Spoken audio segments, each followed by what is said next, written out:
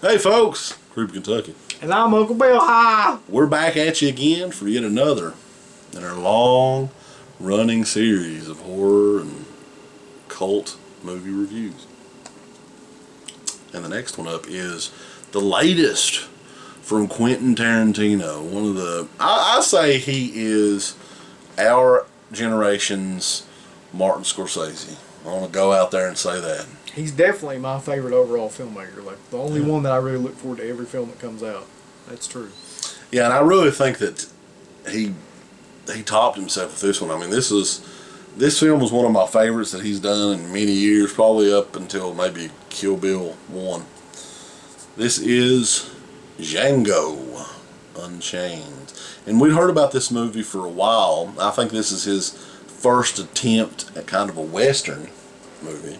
And he was a fan of course, the original Django series. And this is has nothing to fucking do with those movies at all, but kind of a nod and a tribute to those films. Well, the original Django movies, and I've got a couple of them from Blue Underground, are kind of like really cheap Clint Eastwood, Good, the Bad, and the Ugly spaghetti westerns. Yeah, it's kind of like a rip-off of all those movies. And this movie in particular, though, is... And it's weird because he does a new genre of film every time he does a movie. Did you notice that? Like, yeah. I mean, if you look at his he did blaxploitation with Jackie Brown. He did war movie with Inglourious Basterds. Crime movies. Kung Fu, like action film with Kill Bill. Yeah, crime movies before all that, and now like a western. So it's like he's trying to do a different genre each film he does. And a lot of people would say that Death Proof was his horror movie. I don't know how much of a horror movie that was, but I would love to see him attempt a flat out horror movie, just because I know it would be the goriest goddamn horror movie the whole year, probably, at least mainstream wise. Yeah. Because that is one thing that is traditional with Tarantino movies. There is blood and guts in all of them.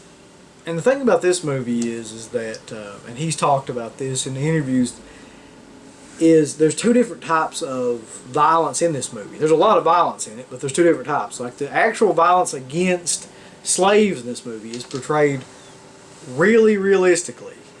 Like, real. And the actual violence towards... And that pissed people off when this came out, too. Well, I mean, that's the way that it fucking probably was, to be honest. Spike Lee, I think, when... Yeah, he threw a little fit. Yeah, he's just pissed because his career's dead. He's pissed because the Knicks can't win shit, but it doesn't really matter. And his career... What's the last fucking thing that Spike Lee ever did? I don't know. Do the Right Thing? Wasn't that like 1980? Who the fuck knows? Who cares? But, and the violence towards the I don't know what you call them, like the villains in the film, is portrayed really cartoonish and stuff like that. But you know, there's a lot of blood, and like the blood is like super, I don't know, it's not real at all. Like, it's just massive amounts of blood and things like that. Wow.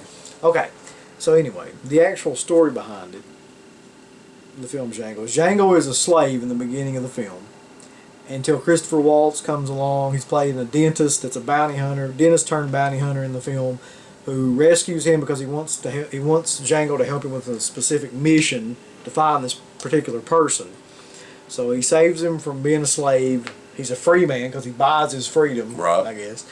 And from that point on, like, the story takes a weird twist because he's training Django to be a bounty hunter, but Django also has this woman who his wife. Yeah, his wife. He's wanting to find her, and that's part of the deal too, I think. Right. You know, he gets his freedom. Helps Christoph Waltz's character, you know, bounty hunt, and all the while wants to, you know, secure his wife. And his wife is held captive or as a slave on Leonardo DiCaprio's farm, I guess. Right. Yeah. And which it all leads up into this crazy fucking like gunfight at the end, and you know. I watched this movie not long after it came out, and I remember telling you about it. I was like, man, you've got to fucking see it. You know, and I loved Inglourious Basterds, and I thought that was a great movie too, and had a great cast. Probably had a little bit better cast than this movie, but I just thought it was perfect on every level with Django Unchained. I thought that this was a movie that I could legitimately watch over and over again and get something new out of and just enjoy. Because I love like westerns. A lot of people don't realize that. Like I have a ton of westerns on Blu-ray, like John Wayne, Clint Eastwood, stuff like that.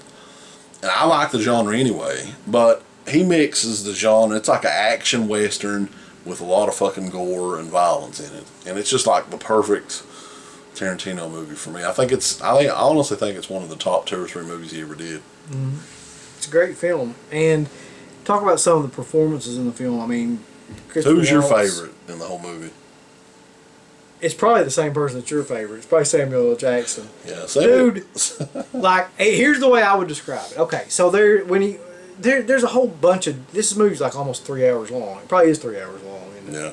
And there's a bunch of different things that go on during the course of the film. So they go from like one plantation to the other.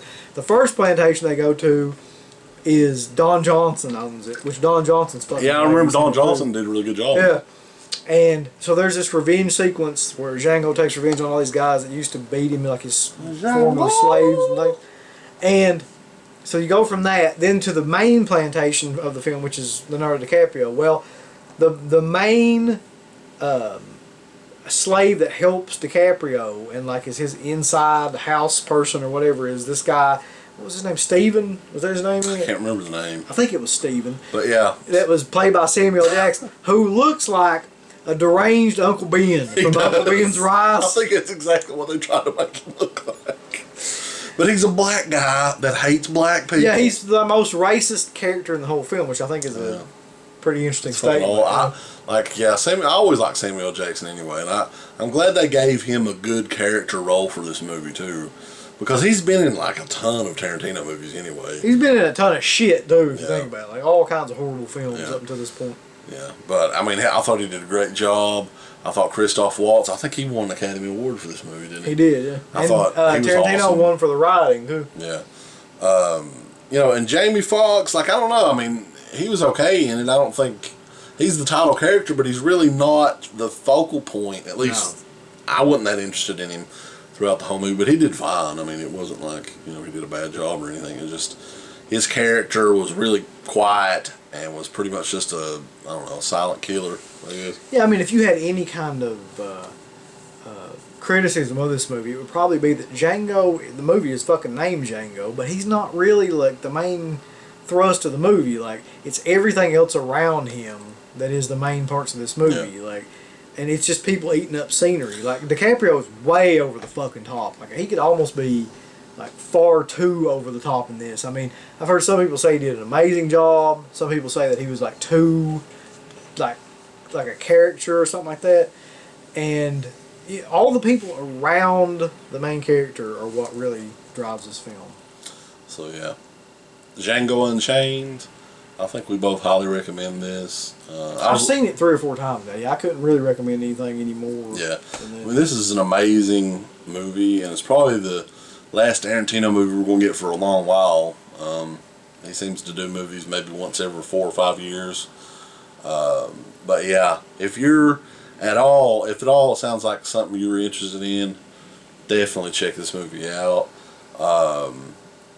It was amazing. It was an amazing movie. If you watch it for no other reason, just watch it. There's one scene in it where the Ku Klux Klan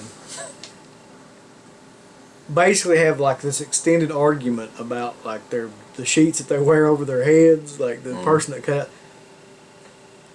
That's one of the funniest goddamn scenes. Like fucking throw the shit away, like, buddy, you fucked it up.